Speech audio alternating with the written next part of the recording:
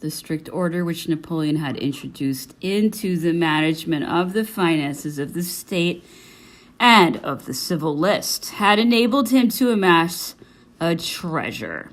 The fruit of his economy, not unproductive indeed, has been thought, and moreover to have at his disposal private resources, such as the revenues of the extraordinary domain, which placed it in his power to assist banking and commercial houses with loans or advances. These resources also enabled him to assist families in which he took an interest and who were obliged by fortuitous circumstances to appeal to his generosity. The lottery prizes, which were not claimed by the holders of the winning tickets, the funds which were derived from farming out the right of working public gaming tables placed at his disposal further resources which he used with prudence and discernment. He encouraged manufacturers, artists, and workmen with orders and spent millions of francs in this way. Napoleon had conceived various plans with the object of encouraging merchants and manufacturers. He had thought of establishing in the large manufacturing centers branch offices of the bank to discount merchants' paper at 4%. He had also a scheme for creating pawn shops where money should be advanced on goods. These plans were abandoned on the advice of the Minister of the Treasury and the directors of the bank, and he limited himself to making advances to merchants of well-known solvency. I am not sufficiently acquainted with financial matters to speak pertinently on Napoleon's financial system. I leave it to skillful ministers to expound its mechanism and to point out what were its advantages and disadvantages. I will limit myself to say that without seeking to appreciate the difference between the times and situations, that Napoleon had the same views on borrowing as Colbert. But also there was no deficit. The ordinary taxes and the war indemnities sufficed for all needs. Napoleon was very well acquainted with the resources which could be derived from public credit, but it seemed to him that the time had not yet come for France to found her financial system on borrowing. What would be my position, he used to say, towards the whole of Europe with a government which I built in the midst of ruins, whose foundations are not yet well established, and the forms of which I am constantly obliged to adapt to new circumstances which proceed from the variations of foreign politics? If I were to subject some of these combinations to absolute methods which do not admit of modification and which are efficacious only because they are absolute. At the same time, the emperor would have lacked neither credit nor lenders if necessity had forced him to have recourse to loans. But he feared the abuse which might be made of this kind of resource and the abyss which he might thereby dig beneath his feet. He did not wish to open new fields to stock jobbing, nor did he wish to expose himself to have to submit to ruinous, usurious conditions. It seemed to him that the institution of a sinking fund would become a delusion if, whilst reducing the debt with one hand, he were to borrow with the other. And finally, he did not approve that prosperity should be burdened for an indefinite time for the benefit of the present generation. Instead of being tempted by the example of England, the enormous increase of the British national debt scared him. Napoleon had other ideas on the effects of public credit than those which prevail today. What proves that on the whole, the financial system of the emperor was not altogether defective, and what spirit of order and economy presided over the administration of finance is that in spite of the wars which were continually carried on, fed, it is true, by the indemnities levied on the enemy, in spite of efforts which seemed beyond our strength, in spite of unheard of disasters and losses, Napoleon was able to do such great things, and in spite of all, to leave the finances of France, which he had found in a state of complete ruin, in a more prosperous position than the finances of other European states. The question of finances leads me to speak of the manner in which the state budget was regulated under the emperor. Each year, Napoleon, in a financial council, to which all the ministers were summoned, used to fix the amount of the credit assigned to each of them, according to his wants, and at the same time decided how much was to be spent in each government department. Each month, the emperor used to assign each minister the sums which were to be spent and which the public treasury would supply to this minister. During the month, these sums were entered on a little square of paper ruled in columns, the model of which I had prepared from his design. I add from M. Bresson's History of Finance the following details, which are very exact. Thus, 12 times a year, in 1 hour's work, the head of the government passed all expenses in review, fixed the sum which each should use during the following month, and maintained, as far as it was possible to do so, a balance between expenditure and receipts, slackening or urging on payments, increasing or diminishing the funds of the departmental treasuries according to the amount of sums received, to the urgency of their needs, and the changes which current events might bring with them. The minister of the treasury, moreover, was not allowed to pay the minister's drafts unless the minister who signed the order for payment had conformed himself absolutely to the year's budget and to the monthly sum with which he was credited. I will add that Napoleon had made the minister of the treasury comptroller general of expenditure and kept him acquainted with the movements of the army and other orders involving expenditure which he had given. And he did this with the object of placing the minister in a position to exercise his control in an efficacious manner.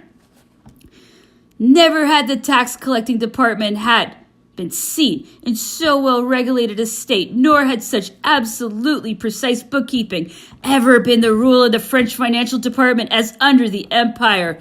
True, it is that there were some functionaries of the state who made great fortunes, but that was at the expense of foreign kings. And with the emperor's gifts, it had become almost impossible to rob the state. The accounts were in such perfect order and so greatly simplified that Napoleon could see by the lists he always had in his possession the exact condition of receipts and expenditure, of arrears, and of ordinary and extraordinary resources. The emperor did not lose sight of the prosperity of French manufactures and was constantly thinking about means to enfranchise our industries from the tribute which it paid to the foreigner. The war with England having destroyed our maritime trade, Napoleon applied himself to giving a new impulse to native trade and to our commercial relations with allied nations. He sought out in the resources of our country such things as we could no longer import from England, and the wherewithal to replace the produce of our colonies, which English supremacy at sea prevented from being landed in our ports, and an equivalent for which had to be found. With this purpose in view, Napoleon created a General Council of Manufactures and Industries and encouraged the sciences and arts of manufacture with honorary and pecuniary rewards. He stimulated industries to find the best means of substituting native sugar and coffee for colonial sugar and coffee. He also paid a good deal of attention to the discovery of an article which could be used as a substitute for indigo. And finally, the emperor offered a prize of 1 million francs as a reward for the inventor of the best machine for spinning flax, the advantage of which would have been to diminish the price of linen, which could then be used as a substitute for cotton. This prize of 1 million was to be awarded by the terms of the decree, which was issued on May 12, 1810, to the inventor of the said machine, no matter what his nationality might be. This decree was translated into all languages and was sent to our ambassadors and consuls at the various posts which they occupied to be made public by them. Napoleon forbade the use of cotton or of foreign wood for the furniture of the imperial palaces. He desired that the people who were invited to the drawing rooms at court should dress only in silk. So as to encourage the Lyon manufactories, he declared war on Indian cashmeres, but his power was impotent against the tyranny of fashion and against routine. The emperor threatened the empress in vain that he would throw her cashmere shawls into the fire. The empress used to answer him that as soon as they could give her stuffs as light and as warm as the cashmere woolens, she would be very glad to wear them. The emperor encouraged the manufacturers of French shawls and commissioned Isabey to make the designs of a magnificent woolen stuff like cashmere on a white ground, with which a shawl and a dress were made. Marie-Louise wore them with some reluctance. These stuffs had not the softness which they have since acquired. The empress used to complain with reason that her dress griped whenever she went near the fire. The rest of the year 1810 was spent alternately at Saint-Cloud, Rambouillet, Trianon, Paris, and Fontainebleau. The court was most brilliant at Rambouillet. There were great hunts, theatrical performances, concerts, and frequent drawing rooms. The empress's pregnancy was declared and announced to the Senate by a message towards the end of November. This event, which crowned the emperor's desires and the nation's hopes, excited universal interest. The bishops ordained prayers and called down the blessings of heaven on this happy promise of maternity. Monsieur de Mascrigny, one of the emperor's equerries, proceeded to Vienna with a letter for the Emperor of Austria in which the news of his daughter's pregnancy, then 5 months advanced, was announced to him. Monsieur Mascrigny returned on November 13th with the replies of the Emperor and Empress of Austria full of their congratulations. On the occasion of the announcement of the empress's pregnancy, there was a theatrical performance at the court, and a drawing room was held in the grand apartments. On December 2nd, the anniversary of the coronation and of the Battle of Austerlitz, the emperor gave an audience to the Senate, which came to thank him for the communication of the news of the empress's pregnancy and to offer his congratulations on the happy event. There were theatrical performances, illuminations, mass, and a Te Deum in the Tuileries Chapel. 12 young women, dowered by the empress, were led to the altar by the mayors in the Metropolitan Church. Large sums of money were distributed in charity, and in one word, the greatest solemnity accompanied the announcement of an event which was of national importance. One circumstance of little importance in itself, but which nevertheless attracted attention at the time, was the admission of Madame de Mailly, the widow of the marshal of that name, to enjoy the rank and the privileges of the wives of the great officers of the crown, and the authorization which she received to resume her title of Maréchal. In consequence, a note of invitation was addressed to Madame de Mailly on the occasion of the solemnity of January 1st following, and she came to take possession of the rank awarded to her. About the same time, the Minister of the Interior introduced a deputation from the Lyon traders to the empress. The deputation presented her with a magnificent dress of Lyon manufacture, which the empress wore on New Year's Day. As soon as the empress's pregnancy had been made public, the emperor created a society of maternal charity, the purpose of which was to assist poor women in childbirth and to provide for their needs and the rearing of their children. Napoleon named the empress patroness of this society, the vice presidentesses being Madame de Ségur, the wife of the Grand Master of Ceremonies, and Madame Pastoret. This society was composed of 1,000 ladies designated by the Empress, of 15 lady dignitaries, of a Grand Council which had its seat in Paris, and of councils of administration in the departments, and finally of a Secretary General who was the Grand Almoner, and of a Treasurer General. Besides the motives of charity, which prompted the emperor to found this association, he was anxious to put the empress forward and to win public sympathy to her side. The fund of the society was an income of 500,000 francs invested in government stock, drawn from the extraordinary domain and from voluntary subscriptions, the number of which exceeded that fixed upon.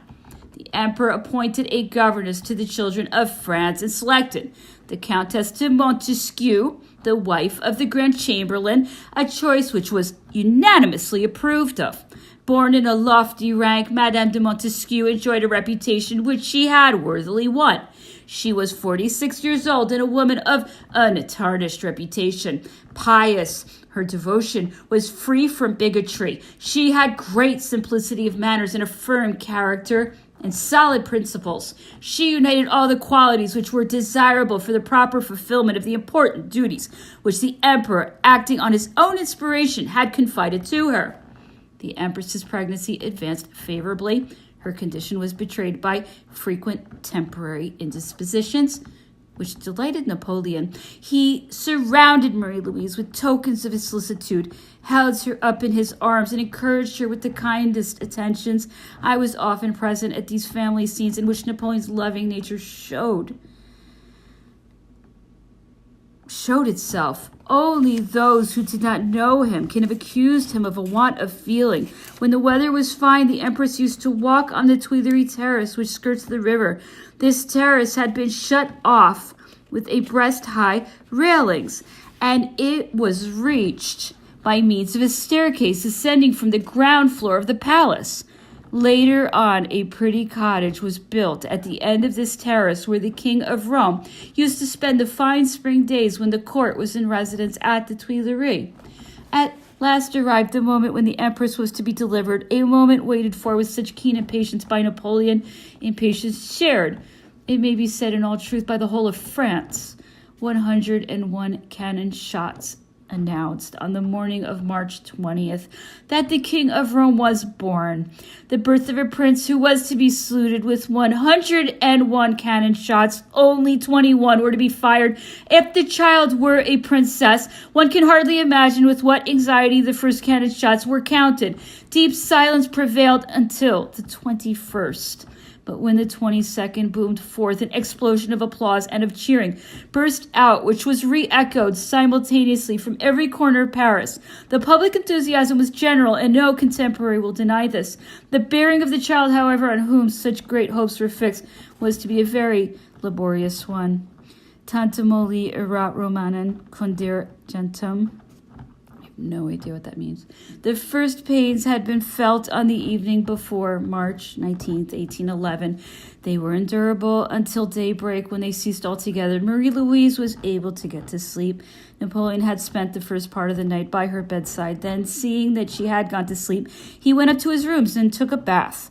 The members of the imperial family, the grand dignitaries, the principal officers and ladies of the court had been summoned to the palace as soon as the first pains had been felt. But towards 5 o'clock in the morning, the accoucheur, M. Dubois, being of opinion that the birth could not take place for another 24 hours, everybody had been sent away by the emperor.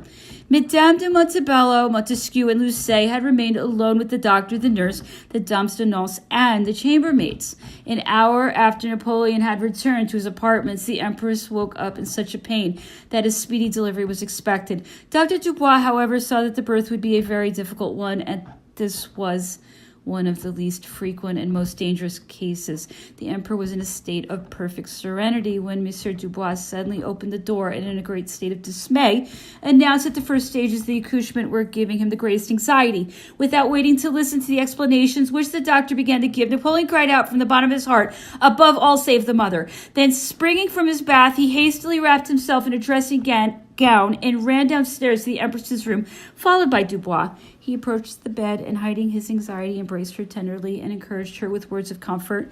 The presence of the emperor, the calm which in appearance reigned upon his face, though in his heart he was prey to mortal anxiety, gave courage to Dubois. The latter had asked that some leading physicians should be called in for a consultation. The emperor had refused, telling the doctor that he had chosen him because he trusted him, and that the empress was to be treated just as if she were the wife of any ordinary man. Dubois commenced the painful operation with the skill and sang-froid which he happily possessed. The labor did not proceed. The child presented itself legs foremost. The pains of the empress increased in intensity. She was struck with terror and cried out that they meant to sacrifice her. Dubois saw himself forced to use the forceps to free the child's head. Napoleon, a prey to silent agitation, watched this painful scene, encouraging all present by his brave attitude. At last, after many efforts and in the midst of so much anguish and so impatiently desired child came to light. It was a son, pale, motionless, and to all appearances lifeless. In spite of all the measures taken in such cases, the child remained 7 minutes without giving any signs of life. The emperor, standing in front of him, was following in silence and with an air of profound attention every movement of the accoucheur. When at last he saw the child's breast rise, the mouth open, and breath exhaled, he feared lest it might be the first and last, but a cry escaping from the child's lungs tells him that the son has taken possession of life. All anxiety then ceases. In the effusion of joy, Napoleon bent over the child, seized it in his arms with a spontaneous movement, carried it to the door of the drawing room in which all the grandees of his empire were assembled, and presenting it to him, said, "Here is the King of Rome." He then returned and placed the child back in M. Dubois' hands, saying, "I give you back your child." Arch-Chancellor Cambacérès and Berthier, Prince of Neuchâtel, were present in the Empress's bedroom. as witness of the accoutrements. The Napoleon, the emperor, after he had received the congratulations of those present, insisted on going in person to announce the news of the birth of his son to the whole household. He was still under the influence of the painful sight of the empress's delivery, and said that he would have preferred being present at a battle. The news of this happy event had spread over Paris as if by magic. When a big bell of Notre Dame and the cannon made it public, the large crowd had already assembled in the garden under the windows of the palace to restrain the crowd and to prevent it from disturbing the repose of the august patient. A cord had been stretched along the whole length of this terrace, which since then has been turned into a parterre by King Louis Philippe, from the railing at the Pont Royal at the Pavillon de Horloge. This feeble barrier impressed the crowd more than a wall would have done. The spectators, whose number increased every minute, even kept themselves at a respectful distance from the court. General silence, a proof of popular sympathy and interest, was observed. From the interior of his apartments, Napoleon contemplated with visible emotion this sight so pleasant for him. The officers of the imperial household, pages, and the couriers were dispatched with letters and messages for the great corporations of the state, for the desired good cities, and for the French and foreign ambassadors and ministers. The pages sent to the municipal corporations received great marks of favor at their hands. The Paris and Turin municipal councils voted pensions to the bearers of the happy news. The good Empress Josephine was not forgotten. Napoleon sent a page to her in Navarre, and he answered the letter which this page brought back to him, with his usual brevity, but with the affectionate cordiality which he always preserved for his first wife. On the same evening, the newborn child was baptized in the Tuileries Chapel by the Cardinal Grand Almoner, with all the ceremonies in use at the old court of France. On the morrow, the emperor, seated on the throne, received the congratulations of the court, the Senate, the legislative body, and other corporations of the state, the leading authorities, and the diplomatic corps.